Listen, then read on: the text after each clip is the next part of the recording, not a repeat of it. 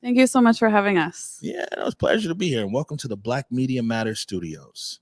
Want to got a bunch of things to talk to you about, but first of all, I'll let you introduce yourself to our audience. Tell them a little bit about yourself and what you do. Yeah, so my name is Tiffani McCoy. I am the advocacy director of Real Change. Go find your local vendor. There's a new paper out this morning. And I'm also the campaign co chair of House Our Neighbors and Initiative 135, which I'm excited to talk to you about. All right. Yeah. So Real Change. First of all, big shout out to Real Change. You know what I'm saying? I mean, on a lot of different levels, on the media level, on the support level, on the advocacy level. So if you see these guys out there with Real Change, support them. And next time you guys do one of them fundraisers, like I want to be partnered with somebody. You know what I'm saying? You want to do it? Yes, I want to be partnered with somebody, for real. It's a good thing.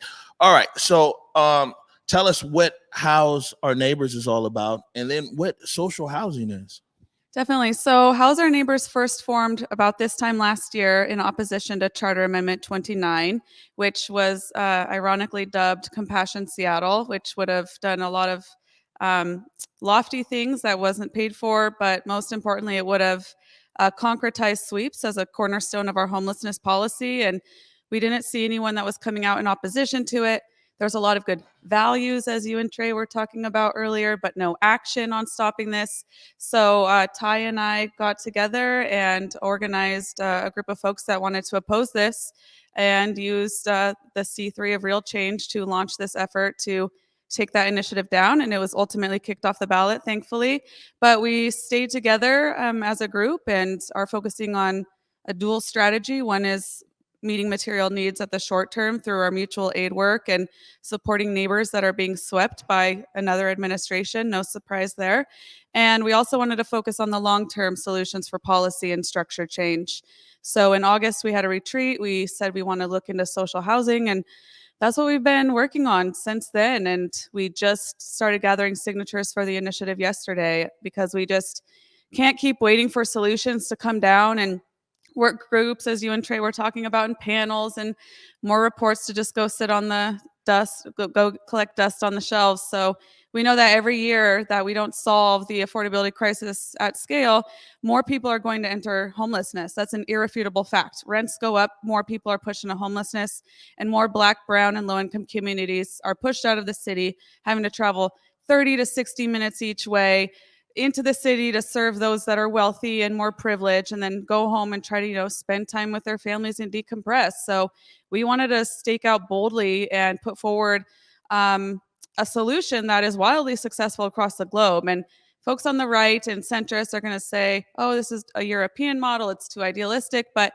this is across Latin America, Singapore, this is also in Canada, in Britain, and in Europe, and actually in Montgomery County, Maryland as well. So that's what we're doing. So how is social housing different than, say, a developer that might be doing like an affordable housing project? Yeah, so the cornerstone is we do not currently have the tools necessary to meet our affordability needs at scale. We don't have any of those. We have very important interventions through nonprofit developers and current affordable housing mechanisms, and they are staving off part of the crisis and its harm reduction, and we need those mechanisms. But we don't have a plan whole scale specifically for like those that make 0 to 120% of the area median income. So we're talking about your baristas, your custodians, your nurses, school workers that aren't able to, afford being in the city. So yeah, we wanted to make sure that housing was dedicated for them as a right, not as a commodity. So the biggest difference is that we aren't focused on like crisis reduction or interventions for folks that are unhoused to get back inside. We want to kind of cut off that pipeline into homelessness and cut off that pipeline into displacement by just creating housing as a human right and as not as a commodity, and making sure that people aren't paying more than 30% of their income in rent into a building that's community controlled. So this is what this would form is a PDA, and you guys would just basically be you'd be competing in the developer space, right? If you could talk a little bit like how actually the mechanics of it will work. Definitely, yes. So this would create a public development authority. We call it the Seattle Social Housing Developer. This would be a publicly owned developer in perpetuity. So forever, this is publicly owned. As you and Trey discussed, it's community building the community, community housing the community.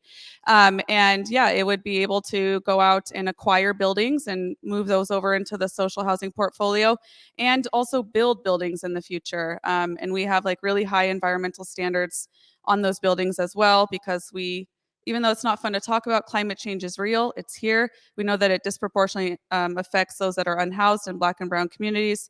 We need to make sure that we're building housing that is like healthy for us to live in and breathe during fire season. So it would be able to compete with private developers, but also it would be able to just take public land that the city gave to it and develop that into social housing units to serve the public. So the other biggest thing is, and this is where we get wonky and I don't want to spend too much time on it, but the financing mechanisms that are available to current affordable housing models are extremely limiting and restrictive and onerous. And by creating a public developer for social housing outside of our current mechanisms, not only are we focusing on like that missing middle housing, but we also are making sure that profit isn't the driven motive, and also that the federal government isn't dictating who can be in the buildings. Right. I do know one thing in the affordable housing space right now, a lot of it is dependent upon a lot of things with the government and tax credits. And it is a process to actually get in there. I mean, it's something that's there. Definitely thankful for affordable housing that's out there right now, serving people in our community. We talked about earlier, like the Liberty Bank building, it's affordable housing building, Jackson Heights.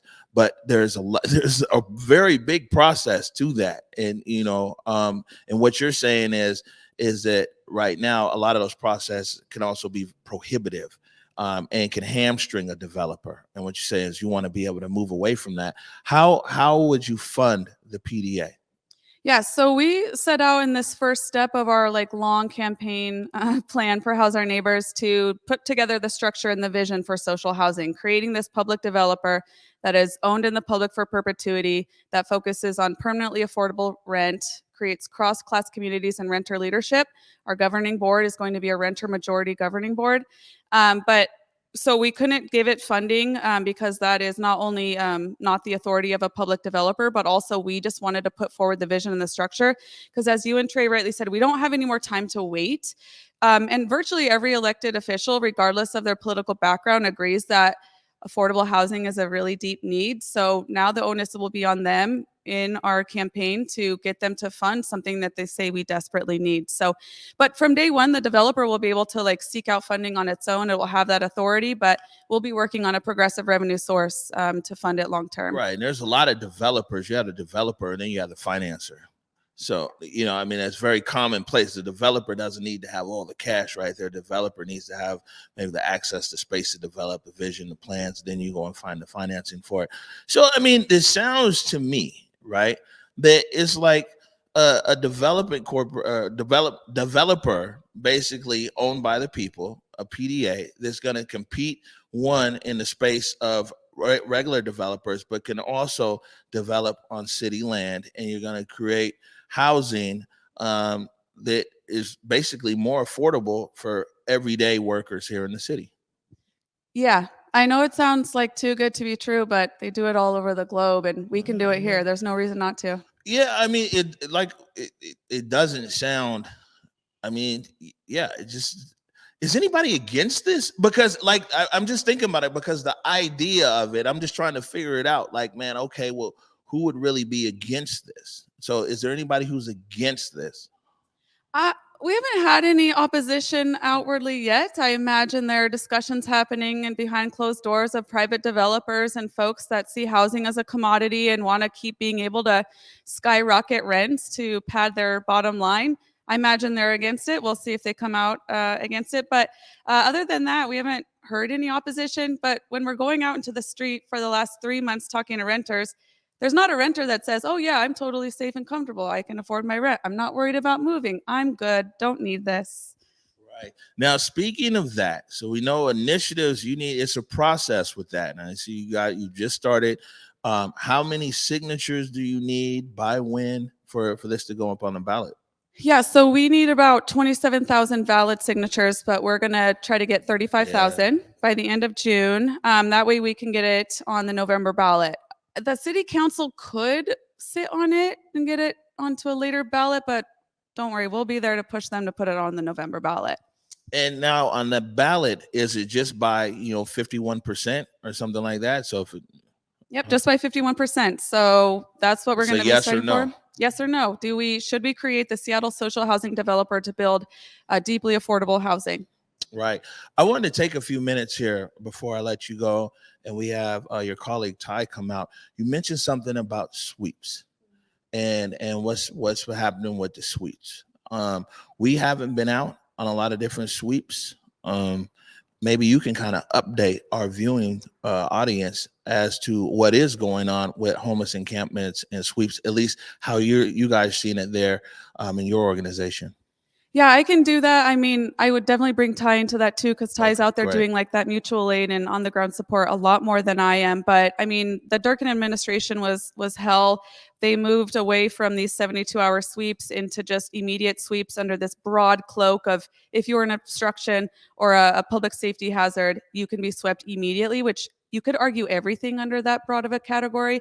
So we just see immediate sweeps out there now. The Harrell administration has taken that up. They're doing it rapidly. We know that President Biden is going to be here on Friday. So is there a correlation between all of the sweeps and President Biden being here? Anyways, it's a cruel policy. It causes so much harm and trauma. And we need to be like stopping that pipeline into homelessness as we're talking about. And besides rental assistance, which we still desperately need to be funding in this interim, we don't have a plan to stop homelessness from actually happening. And I agree with Charles Mudede. Homelessness is a cultural phenomenon. Yeah. And well, one of the things that I've been keeping an eye on, and at the last press conference that Mayor Harrell had with the DEA, the U.S. Attorney, the Superior Court attorney, and the city attorney. And one of the things that I brought up was that I see the all-stars here of law enforcement, and they said that one of their big things is cutting off the fentanyl pipeline into Seattle. So you've got these at every level, the U.S. attorney there, the DEA there, everything. And my question was, where's the all-stars of social services? Where's the all-star of repair? These are our community members. And when I say community, I speak larger than just Black folk. In our municipality, these are community members in the city of Seattle. These are community members in King County. A lot of people who are unhoused, and that goes through a wide range that you know much better than me. From the people who are just they tell you they're just couch surfing, but they really don't have a home, right? And you just don't catch on. Hey, can I crash with you for a few days? All the way to what people see. And of course, this is as a city, we act on what we can see, and that's the unhoused there on the street. And I'm always wondering, what is our plan for our impacted community members who, if you talk, we're right here on First. I talk to a lot of people walking back and forth. Sometimes they just see me and come up to me, and sometimes I talk to them, and people don't want to be in that state. And I just know that we can't leave our community members in an affected state. We have to figure it out. I don't know the answers, but I know that we can't have one without the other. You're exactly right, and that's what policymakers don't connect. And with this new administration coming in, and Ann Davison as the city attorney, I mean, we are just going back to like 90s policing ideas and crime and punishment, which we know doesn't work, and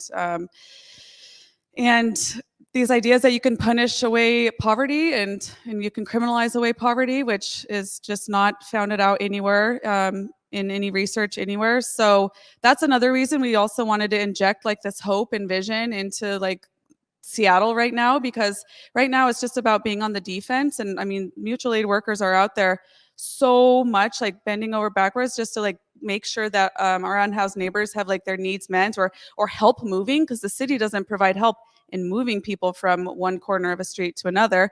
So we wanted to inject like hope and vision and like some community aspect as well into this discussion, because if you don't stop the pipeline into homelessness, this is going to continue happening. Rent is going to keep going up. Homelessness is going to keep happening. We don't have behavioral health support. So homeless is going to keep happening. Like, we can't keep focusing on the after effects of our policies. We have to get to that root cause. And that's what like our coalition is all about, and what we keep forcing into like the media narrative. And that's like we're so thankful for Converge Media for also doing that. Like,